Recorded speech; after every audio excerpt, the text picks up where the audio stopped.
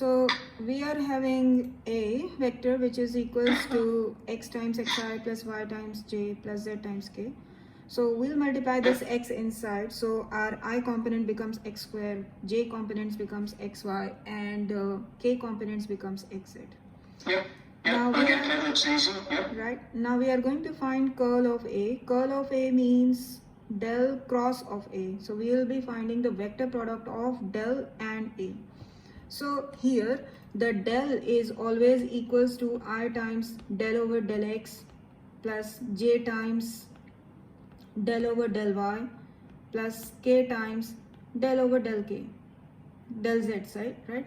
So those ijk vectors are written in the first line, which is these ones, and del over del x, del over del y, and del over del z are written in the second line, and the third line are the components of A, which is x square, xy, and xz.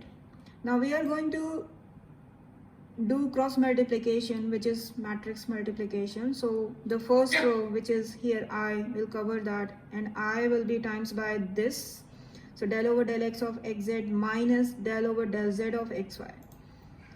And similarly for the second which is the j one, that will be negative. We'll hide this row and this column. We'll get del over del x times xz minus x square. I understand all that. Yep. Yeah, and same for k.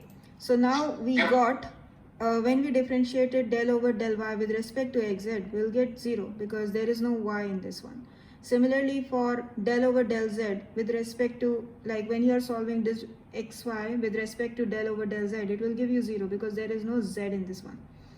This component will give you z because it has x, so del x over del x will be 1. Only left will be z, which is getting multiplied by minus j.